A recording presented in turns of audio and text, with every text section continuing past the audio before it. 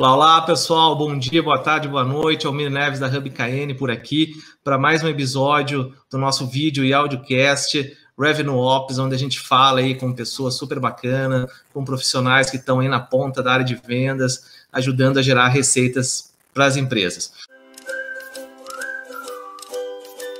Hoje a gente vai falar com uma pessoa muito querida para mim aqui, um vizinho meu, que está aí no dia a dia da operação de um dos maiores players de bebida do planeta, e todo dia batendo na porta dos clientes, fazendo acontecer. Então, quero dar boas-vindas aqui para o meu amigo Ramon. Tudo bom, Ramon? Tudo bem, Almir. Bom dia a todos que estão ouvindo, participando desse podcast.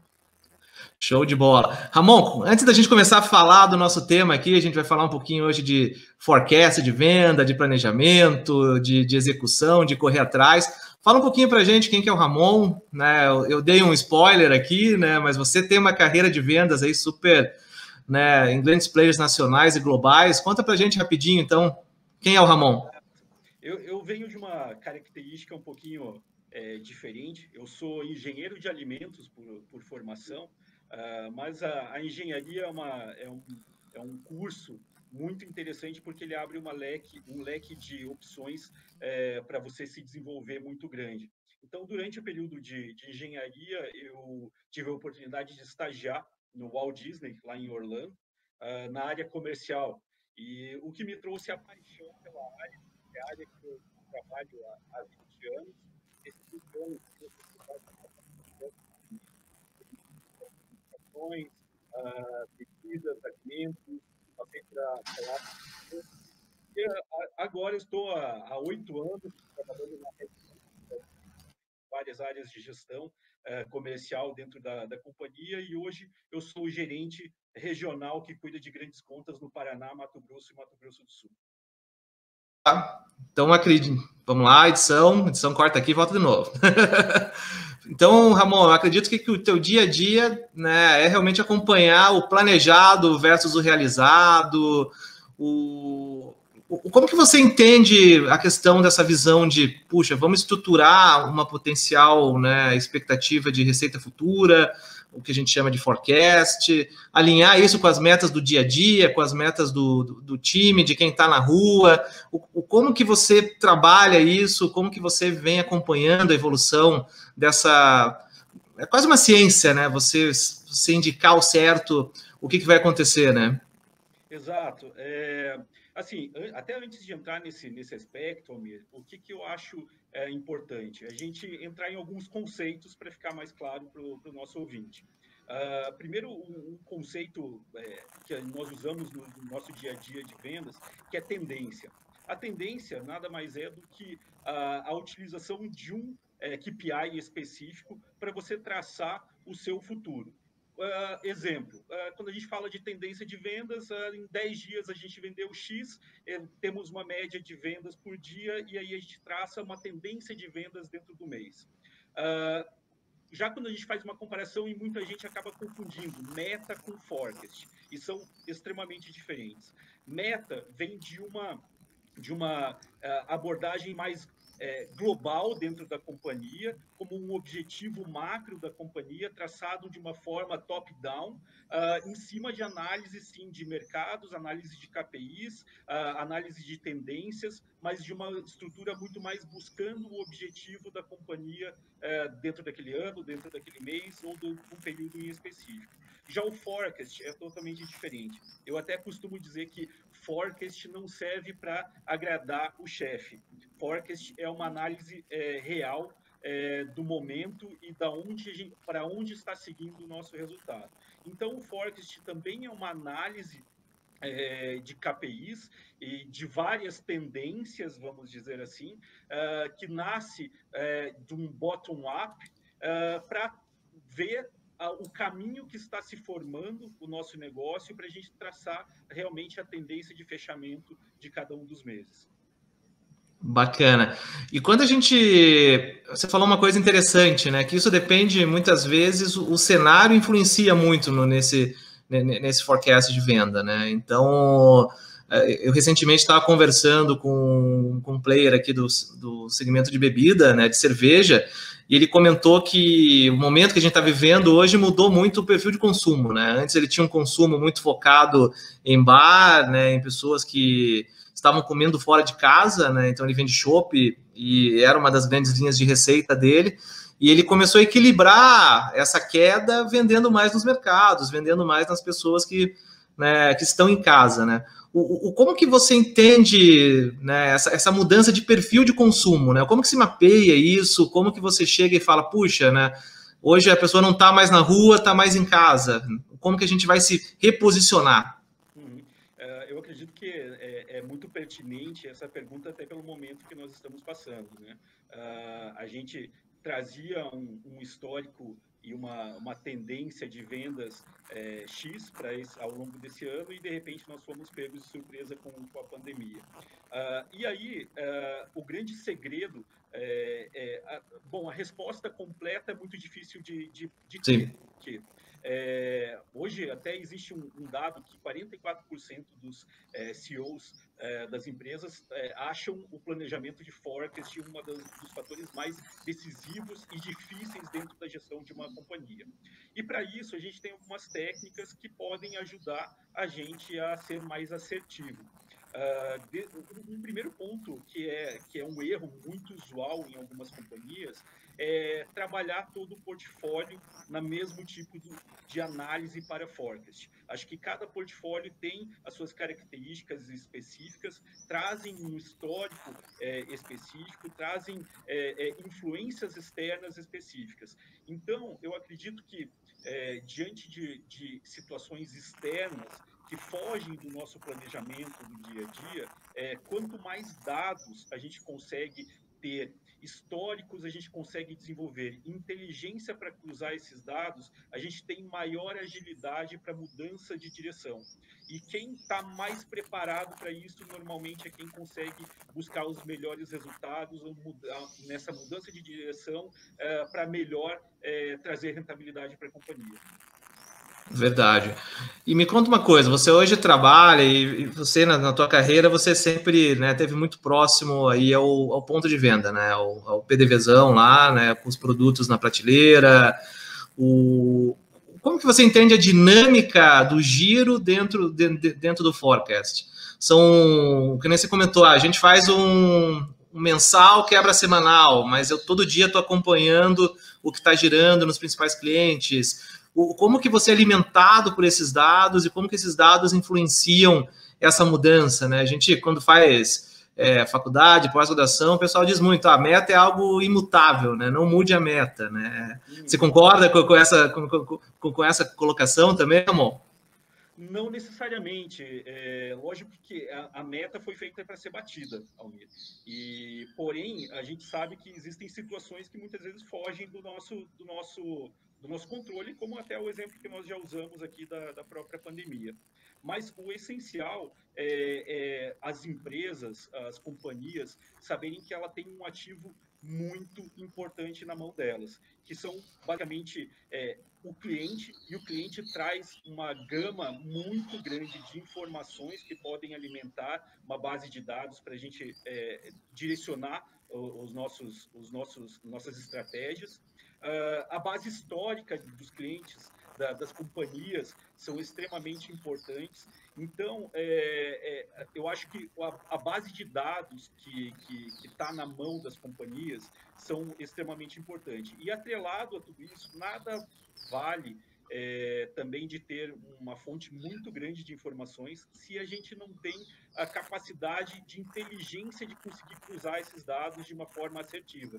Senão é só um monte de informações. E quando a gente tem uma base de informações importante, com bastante inteligência, aí a gente tem soluções. E aí que é a grande questão da história, em cima de pessoas qualificadas para fazer essa base de dados se transformar em inteligência, ou também de mecanismos de tecnologia que podem nos auxiliar nesse sentido. E até uma coisa que você falou bacana, assim, o que você vê dentro dessa evolução tecnológica do forecast, né? A gente está migrando do Excel, a gente está começando a utilizar sistemas gerenciais. O que você viu na tua carreira? Acredito que muitas vezes lá no começo, né, a gente está na mesma faixa etária ali, a gente deve ter visto o DBase aparecer, depois Excel, né? Como que tem sido essa evolução tecnológica assim no teu dia a dia, Ramon?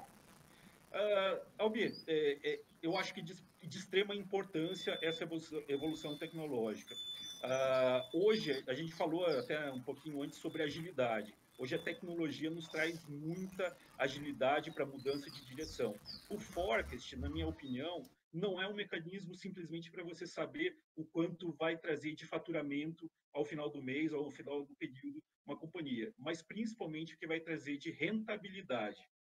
E quando envolve rentabilidade, a gente envolve também a previsão de quanto eu vou vender, para a logística se organizar, para o financeiro criar fluxo de caixa e por aí vai. Por isso, a tecnologia envolvendo todos esses setores é extremamente importante. Eu tenho o prazer de trabalhar hoje numa multinacional que acaba trazendo muita tecnologia de fora, inteligência para os nossos negócios. Mas é um fato que no Brasil a gente está engatinhando um pouco quanto a isso. E se tem uma dica que eu dou para as empresas de médio e pequeno porte, principalmente no Brasil, é se espelhar nas grandes e trazer mais tecnologia para o seu dia a dia. O Excel, apesar de ser uma ferramenta maravilhosa, hoje ela já é obsoleta diante do que a inteligência artificial pode fazer no nosso negócio. Então, é essencial para que a gente não fique parado no tempo e a gente não consiga ser ágil o suficiente para nos manter dentro do mercado. Sim, eu acho que uma das coisas muito bacanas, assim, que a gente que está na ponta de cá, né, da inteligência artificial, é olhar essa capacidade analítica, né, estatística, matemática, de se gerar esses insights que auxiliam, né, os gestores, né, quem está na ponta, né. A gente tem visto muito esse potencial de você trabalhar volumes massivos de dados, de você cruzar informações, né? Porque isso que você falou, às vezes eu tenho uma informação que está dentro da empresa, mas muitas vezes eu vou fora da empresa, né? E hoje muitas empresas de consumo acabam comprando relatórios que chegam, né, bem desatualizados muitas vezes. Então é importante você, o máximo de informação que você conseguir cruzar, te auxilia, né? A gente tem um case aqui na indústria automotiva que é muito bacana, a gente cruza informação da Anfávia, de emplacamento, de importação de peça, do que vai acontecer, quais são as tendências de produção e como que isso impacta a venda lá na ponta, né? O forecast ali, a questão da meta, né? Eu queria explorar um pouquinho mais isso. Então, eu tenho uma meta macro, que é algo de gestão, né, que o CEO da empresa define, o CFO fala o quanto que a gente tem que ter rentabilidade, e isso acaba vindo e caindo no colo de quem está na ponta, né, Ramon? E como que a gente vai dando esse input para os executivos de que, gente, ó, estamos no caminho, não estamos no caminho, qual a frequência, porque uma das coisas que a gente nota também é que muitas vezes acontece de eu esperar um período acabar, esperar o meu mês acabar, fazer o meu report e olhar, putz, ó, cliente tal não estava no mesmo padrão, né? Então, como que você entende esse vai e volta entre, né, a alta, né, os executivos e quem está na ponta ali fazendo acontecer?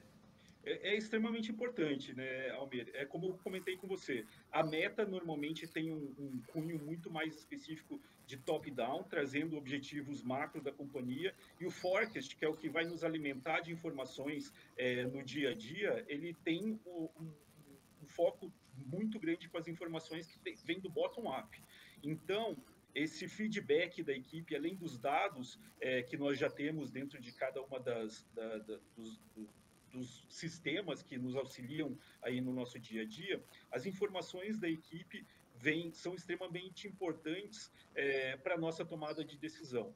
É lógico que muita coisa precisa ser filtrado, porque as mudanças de direção não podem ser feitas em períodos muito curtos. Senão a gente fica sem estratégia, a gente não consegue consolidar a nossa estratégia no dia a dia. Mas, sim, periodicamente é importante essa reanálise de até mesmo da meta onde a gente quer chegar e principalmente o caminho que a gente vai tomar para chegar nessa meta, em cima das informações que os forecasts semanais, mensais ou trimestrais podem acontecer.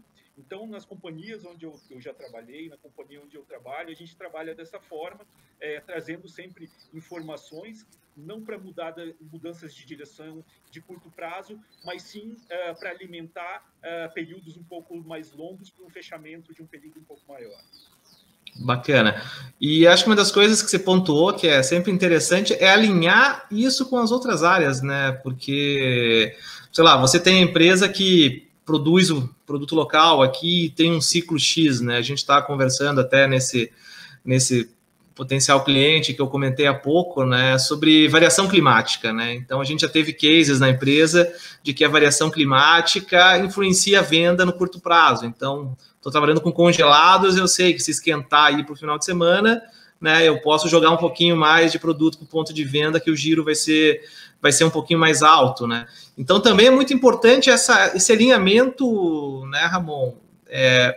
Logística, produção, distribuição como um todo, financeiro para fazer, né, às vezes capital de giro, às vezes preparar um budget específico. E quanto mais dados a gente tiver, mais preciso vira tudo isso, né? Perfeito. Assim, quando a gente fala de forecast, é muito usual esse termo no pessoal do financeiro. Mas ele envolve todos os setores das companhias, porque, querendo ou não, estão todos interligados para um objetivo comum. Nada adianta de eu fazer recorde de vendas com a minha equipe na rua se minha logística não está preparada para entregar tudo que eu estou vendendo, ou se meu financeiro não está preparado para o fluxo de caixa de produção desse material que eu acabei vendendo. Então, é extremamente importante que todas as linhas estejam interligadas, cada uma com o seu forecast específico, e usando até como exemplo, o meu forecast de venda vai influenciar no forecast de logística, por exemplo, para que realmente a gente tenha o nosso grande objetivo na ponta realizado, que é a satisfação do cliente, que é o que vai nos trazer a venda contínua e a rentabilidade da nossa companhia. Show de bola. E quando você fala ali, que nem você comentou, né? Eu tenho as séries estatísticas, né? E eu vejo que muitas vezes o cálculo, eu sempre gosto, tinha um professor de MBA que falava, né? A matemática da padaria, né? Muitas vezes, eu pego a estatística, eu vou subir 5% em cima daquilo e vai ser a minha meta, né? Como equilibrar essa estatística, né? Com essa expectativa de crescimento, com a realidade do dia a dia, Ramon? É complicado, porque a gente às vezes fala com acionistas, com donos de empresa, e a expectativa é sempre grande, né? Mas o nosso papel também é colocar as pessoas e nossos gestores e os donos e acionistas dentro da mesma página que nós, referente às informações que o mercado nos traz. O mercado nos traz mensagens muito ricas de como a gente atuar, e a gente olhar também para dentro da nossa companhia para ver se a gente está alinhado com o que o mercado demanda da gente. A expectativa de um produto, de um serviço em específico, e com isso a gente traçar juntos o nosso objetivo comum. E se esse objetivo comum tiver que ser alterado para mais ou para menos, que estejam todos alinhados e com dados e fatos que nos auxiliem no nosso dia a dia, caso exista a necessidade de uma mudança de direção. Bacana. E a gente tem, acho que nos grandes desafios que eu sempre olho, é o final do mês, né? É você chegar ali dia 25, dia 23, olhar o teu planejamento, né? Ver a tua meta, e de repente a gente olha sempre a equipe comercial dando um push específico, né? E muitas vezes aquele push que acaba trabalhando um pouquinho negativamente a rentabilidade, muitas vezes um desconto acima do ideal só para bater a meta, né? Como que você equilibra isso aí no dia a dia com a tua equipe? Assim, gente, vamos, né? Estamos na etapa final aqui, estamos nos 40 minutos do segundo tempo, vamos bater a meta, né? Mas como equilibrar vamos bater a meta sem ferir, né, a rentabilidade do produto ou muitas vezes as expectativas de precificação da empresa? Exato. Não é uma tarefa fácil, Almir. E principalmente quando a gente fala com equipe, por isso que eu até falei no início da conversa, forecast não é algo para agradar o chefe. Isso acontece muito no dia a dia com a equipe base.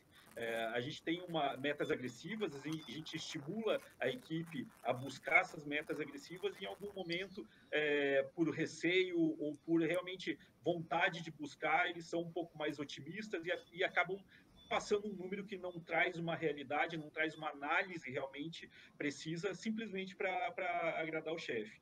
Então, a gente tem que filtrar um pouco dessas informações quando chegam para a gente, também em cima um pouquinho do histórico e característica da nossa equipe. Então, na minha concepção, apesar da dificuldade que existe em trabalhar um forecast assertivo, a gente tem que ponderar o máximo possível, trazer históricos e características do mercado, das pessoas, da nossa companhia, e se existe um push no final do mês, até mesmo esse push tem que trazer um histórico passado para a gente saber o quanto esse push pode ser potencial para atingir a meta, ou extrapolar da meta, ou não atingir a meta. Interessante, né? Porque é isso que você falou, né? Muitas vezes a gente quer... Não, vamos crescer, com certeza a gente cresce X%, né? E quando a gente olha a dinâmica do mercado, a dinâmica econômica, a dinâmica social, não influencia, né? O que você identifica, assim, que são erros comuns para quem está desenhando esse planejamento, né? Eu lembro que a gente conversava alguns meses atrás, você já estava aí ganhando os cabelinhos brancos aí, que estava na época de pensar 2021, né? O que as pessoas têm que evitar para realmente fazer um bom planejamento? Cada planejamento, para cada produto, para cada companhia, para cada tipo de serviço, é específico. Então, lógico, eu gosto muito de usar cases no nosso dia a dia, mas os cases não podem ser simplesmente implantados sem uma análise prévia. Por isso, eu falei até no início que um dos maiores erros é tratar o portfólio todo de uma empresa num forecast de uma forma igual. Então, esse é um grande erro. Outro erro bastante importante que existe, quando a gente fala de base de dados, a gente fala de base de dados atual, que é o que aconteceu aí no curto prazo, mas a gente também tem base de dados históricas. E quando a gente traz algumas bases de dados históricas, a gente também traz tendências que aconteceram no passado que não acontecem no presente. Então, usando até como exemplo, a gente passou em 2020 a característica de ter uma pandemia no período de março até o momento. Então, se daqui a 10 anos eu for usar algum dado específico de 2020, eu preciso realmente ter uma ponderação que naquele período houve um fato especial que trouxe características diferentes para o mercado. Por isso, às vezes a gente fala simplesmente pegar dados históricos, mas os dados históricos trazem uma bagagem histórica também intrínseca dentro deles que deve ser tomada na tomada de decisão deve ser analisada. Tá? Eu acredito que esses são os fatores bem importantes. E um fator que até me surgiu agora, assim, que ele foge um pouquinho da confecção normal do forecast, mas normalmente a equipe que é quem vai alimentar boa parte desses dados que vão gerar o forecast, ela tem que estar alinhada com a gente e saber da importância de ter um forecast muito bem feito. O que às vezes a gente vê em algumas companhias, a gente buscar dados que às vezes são trabalhosos, até mesmo para a equipe trazer para a gente, só que eles não entendem o porquê que a gente está trazendo tudo isso. Então, lá depois do forecast, o action plan que a gente vai fazer, a tomada de decisão que a gente vai ter em cima dele, eu acho que deve ser disseminado e distribuído para toda a base, para eles entenderem a importância de trazer um número assertivo para o nosso negócio e para todos buscarem e andarem no mesmo caminho. Acho que uma coisa que você falou que muitas vezes, né, você precisa da ação em cima do planejamento, né? É uma das coisas que a gente vê que muitas empresas se focam muitas vezes no planejamento, mas não na execução. né? Então, não adianta você ter um número aqui te falando, eu quero X de receita, né? Mas você não faz o esforço comercial necessário para chegar àquilo, né? E o Então, follow-up, né, Amir? É o action plan e o follow-up. Às vezes, o forecast muitas vezes funciona nesse sentido, de uma mudança de direção.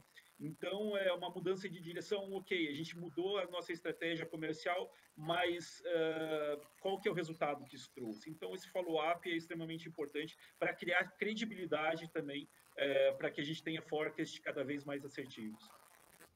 E outra coisa que eu acho muito importante é sempre entender novamente, né, a matemática, a estatística, né? A inteligência artificial ela está aqui para maximizar coisas que já são feitas, né? Então a gente sempre gosta de falar para os nossos clientes, né, que a gente está trazendo, né, agilidade, a gente está trazendo dados mais, análise de dados mais acuradas, né? Por isso que é muito importante, e isso que você falou durante a conversa acontece muito, né? Às vezes o cliente não tem claro a base de dados dele, né? Os dados estão fragmentados em vários sistemas gerenciais, a gente como fala de ponta, né? Às vezes o cliente não tem nem CRM, né? Que é um dos grandes desafios que a gente enfrenta para como que eu vou fazer análise de dados se o cliente não está com os dados estruturados, né, dentro da empresa. Então é muito importante você também entender isso, né? Se você tem o dado, né? Se você tem a ciência para trabalhar o dado e você tem o conhecimento humano, né, de quem está aí na operação, de quem conhece o mercado, de quem conhece aquele cliente, a tendência de você ser assertivo ela é muito maior, né, do que você simplesmente comprar um relatório de uma grande empresa de pesquisa e falar, agora nós vamos para cima desse jeito, né? Você tem que juntar várias coisas para ter um cenário mais claro, né, Ramon? A informação é extremamente valiosa, né, Almir? Muitas vezes a gente vê as companhias gastando muito dinheiro em certas informações que realmente são extremamente importantes, só que elas isoladas não valem de nada. Então, aí entra a inteligência artificial, aí entra a expertise de alguns profissionais que conseguem fazer esse cruzamento de dados de uma forma ágil.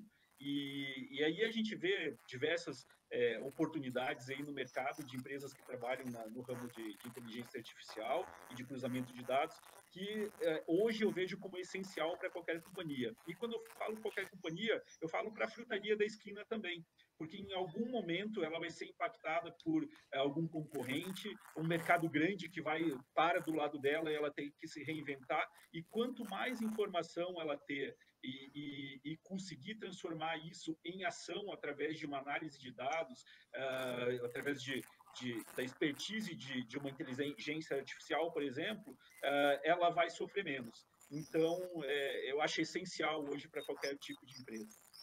E acho que outra coisa interessante, né, Ramon, que a gente vem conversando aqui em alguns episódios já, é a questão da visibilidade, né? Então a gente tem muito perfil de empresa que acaba sendo só indústria, né? Que acaba dependendo do atacadista, do distribuidor, e a gente nota muito nas conversas isso. A gente tem uma vertical de farma muito grande aqui que a gente vem trabalhando, e muitas das conversas sempre vai nisso. Eu não tenho visibilidade de onde o meu produto está, né?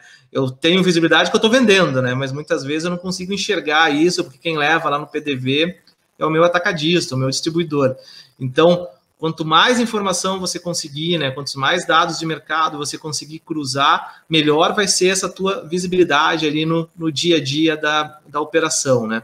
E para finalizar o nosso bate-papo, Ramon, conta um pouquinho, né? Não sei até o quanto você pode contar. O que mudou de perfil de consumo? Hoje a gente tem aí como é que você diz, fazer uma propaganda aqui, né? A gente tem uma. Opa, cadê a câmera? Tá aqui, né? A gente tem uma bebida que eu lembro que também tinha esse perfil, né? De ser uma coisa muito jovem, muito balada. Né? O que mudou na pandemia e como que você adequou o forecast? Como que a empresa conseguiu sair do outro lado? Perfeito. É uma situação que a gente foi, confesso que, analisando muitos dados que a gente tinha, a gente tentou algumas alternativas até achar o caminho correto para seguir agora. É evidente que agora, com a questão da pandemia, com o fechamento de mercados, alguns segmentos comerciais também, a frequência de visita do cliente a um supermercado, por exemplo, ela baixou. Antes a gente tinha uma frequência de compra semanal com cestas menores e agora a gente tem uma frequência maior, às vezes mensal, com cestas maiores. Então, a gente tem que aproveitar o máximo possível quando esse cliente entra dentro de um supermercado, por exemplo. Como que a gente faz para aproveitar essa única visita mensal que ele está fazendo agora? Chamar mais a atenção dele. Talvez, nesse momento, o que ele esteja buscando não é simplesmente o produto especificamente gelado ali para comprar no caixa, no checkout, para sair tomando. Ele está buscando um produto, em vez de comprar uma latinha de Red Bull, por exemplo, ele comprar um combo de Red Bull com várias latas, vários sabores, para levar para casa e compartilhar com os familiares, visto que não pode ter aglomeração. Então, a gente trabalhou muito com a visibilidade do nosso produto dentro do ponto de venda para chamar realmente a atenção do cliente e trabalhando abordagens promocionais mais envolvendo packs de produtos realmente para que venha compensar essa frequência menor dentro dos estabelecimentos. E o legal é ver que boa parte do consumo, né, do varejo de bebida, de alimentação, se manteve, né, estável, em algumas áreas até com crescimento, né? Então, eu acho que o importante para a gente ter sempre essa visão quem está na ponta tem que ser rápido nas análises, né? Tem que estar pronto para entender o que o mercado está acontecendo, para não perder dinheiro, né? E boas empresas conseguem fazer isso, né? Utilizando tecnologia, mas principalmente utilizando aí o know-how de profissionais, né? Que estão aí fazendo acontecer, né, Ramon? Exatamente. Um ponto que eu acho, eu sempre comento com a minha equipe, a nossa expertise de vendas vai até a ponta, até a hora que o consumidor consome o nosso produto. Nada adianta de eu colocar um estoque muito grande dentro de uma rede de supermercados se eu não tiver expertise para ensinar ele a vender o nosso produto. Então, isso é essencial, principalmente no momento particular de pandemia, como a gente está vivendo agora, que ninguém sabia se a gente, há 6, 7 meses atrás, a gente não sabia se ia vender ou não o produto. E hoje a gente consegue crescer sobre 2019, ter recordes de vendas em cima de uma nova perspectiva e agilidade que essa análise de forecast, de dados que a gente teve, nos auxiliou a chegar nesse montante que a gente está fechando o ano. Ramon, muito obrigado por compartilhar com a gente, né? Eu tenho certeza que os nossos ouvintes aí, os nossos, né, espectadores vão adorar essa conversa. Eu realmente entendo muito a importância do forecast, eu vivi isso nos últimos anos muito de perto, da gente, né, definir como seria o crescimento. A startup, ela tem uma coisa muito legal de crescimento exponencial, né? Então a gente conseguiu ver cases de sucesso de crescimento muito rápido, mas sempre baseado nisso, né? Puxa, aonde que a gente consegue puxar a corda, né? O como que a gente consegue chegar lá e toda a parte, né, que você falou, esse bottom line para chegar, né? Porque não é simplesmente colocar uma meta, né? Você tem que entender que a tua meta está alinhada com a tua projeção, que está alinhada com a capacidade da tua equipe, de quantas ligações você consegue fazer, de quantos clientes você consegue colocar, no nosso caso, num pipeline, né, ou de quantas latinhas você consegue vender, ou de quantos quilos de produto você consegue levar para o mercado.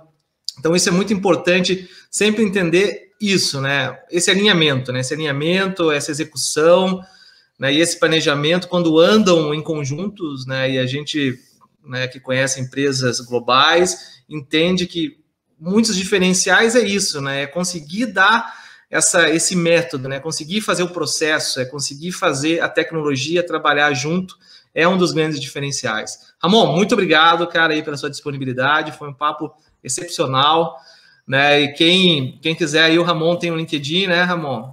Exato, Ramon Francisco, né? Garcia Tomás, do Império. Né? Então, quem quiser se conectar com o Ramon, acha ele lá no LinkedIn. E, cara, o cara é excepcional. Obrigadão, cara. Obrigado, Mir. Obrigado pela oportunidade de compartilhar um pouquinho da minha experiência.